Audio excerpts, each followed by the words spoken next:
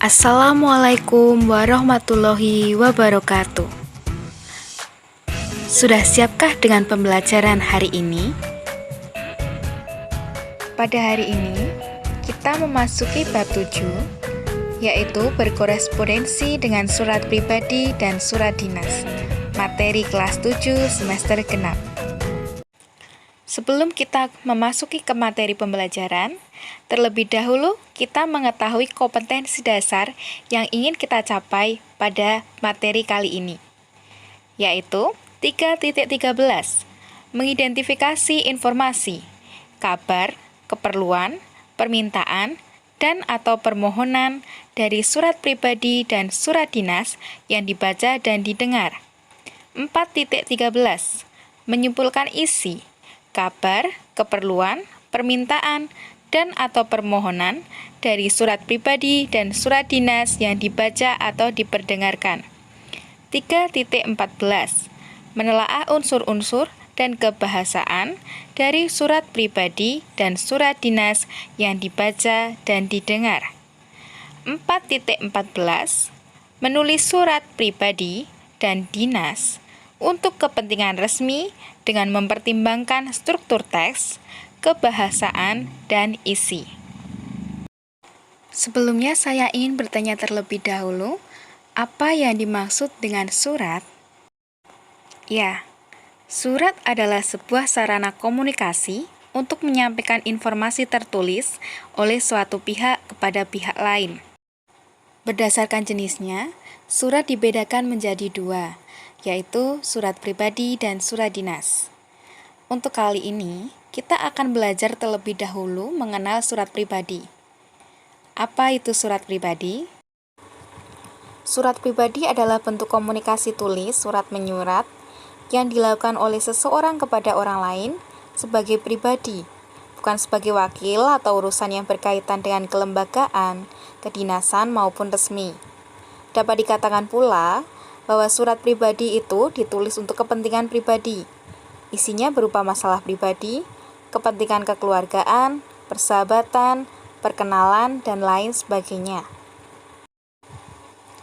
Ciri-ciri surat pribadi. Ciri-ciri ada 3. Silahkan dicermati terlebih dahulu. Untuk ciri yang pertama, bahasa yang digunakan tidak formal. Dalam hal ini maksudnya, bahasa yang digunakan sama halnya bahasa yang kalian pergunakan dalam kehidupan sehari-hari. Yang kedua, bentuk surat bebas, tidak mengikuti aturan bentuk surat resmi. Maksudnya, untuk surat pribadi tidak memiliki aturan-aturan tertentu dan tidak terikat aturan tertentu. Dan yang terakhir, cirinya isi bersifat pribadi. Tentunya bersifat keluarga, persahabatan, perkenalan, dan lainnya. Kemudian kita akan menyimpulkan isi dari surat pribadi. Isi surat pribadi dibedakan menjadi 4. Yang pertama, surat pribadi yang berisi ajakan. Kedua, surat pribadi yang berisi permohonan. Ketiga, surat pribadi yang berisi jawaban. Dan yang keempat adalah surat pribadi yang berisi ucapan. Selanjutnya kita akan membahas berkaitan dengan struktur surat pribadi. Di dalam struktur surat pribadi terdapat 7 unsur. Yang pertama, alamat dan tanggal surat. Kedua, salam pembuka. Ketiga, kalimat pembuka. Keempat, isi surat. Kelima, penutup surat. Keenam, salam penutup. Dan yang ketujuh, tanda tangan dan nama terang. Pada bagian alamat dan tanggal surat, biasanya penulis surat menuliskan tempat dan juga tanggal surat itu ditulis. Sebagai contoh, Surakarta, 14 April 2020. Pada bagian salam pembuka ini biasanya untuk memulai komunikasi. Sebagai contoh, halo, apa kabar? Salam rindu. Salam kangen. Nah, contohnya seperti itu. Pada bagian yang ketiga yaitu kalimat pembuka. Kalimat pembuka biasanya berupa pertanyaan mengenai kabar si penerima surat. Contohnya, bagaimana kabarmu? Semoga segala sesuatunya lancar-lancar saja. Kemudian, keempat adalah isi surat. Isi surat berisi paragraf yang menjelaskan maksud penulis mengirim surat. Contohnya sebagai berikut. Saya dengar kabar dari Andri. Kamu akan tes sekolah di ujung pandang dan sedang sibuk mencari tempat kos. Kalau sempat, singgahlah ke rumah. Sebelum kamu dapat tempat kos yang cocok, kamu bisa tinggal di rumah. Saya sudah bicara dengan bapak dan ibu di rumah. Beliau oke-oke saja. Bagaimana?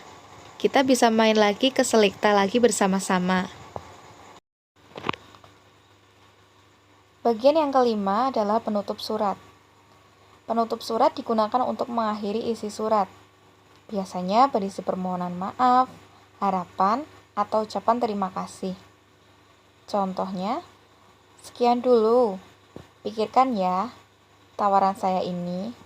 Saya tunggu jawabanmu secepatnya. Lalu untuk yang keenam adalah salam penutup. Salam penutup berisi salam perpisahan. Biasanya dituliskan di atas tanda tangan dan nama pengirim. Contohnya, sahabatmu.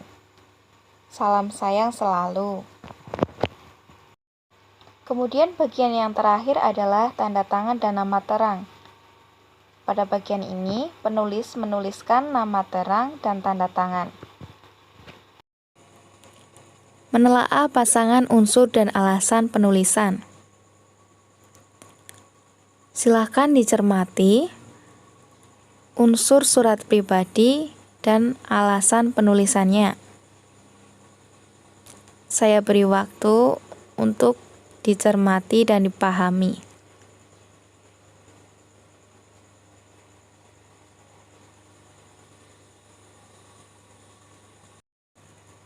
Perhatikan contoh surat pribadi berikut. Kali ini telah ditampilkan salah satu contoh surat pribadi.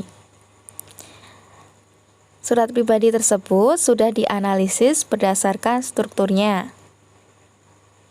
Dapat kita cermati, misalkan Malang, 29 November 2015 itu termasuk bagian struktur alamat dan tanggal surat. Kemudian, salam kangen. Itu merupakan bagian struktur salam pembuka. Kemudian cermati contoh struktur lainnya.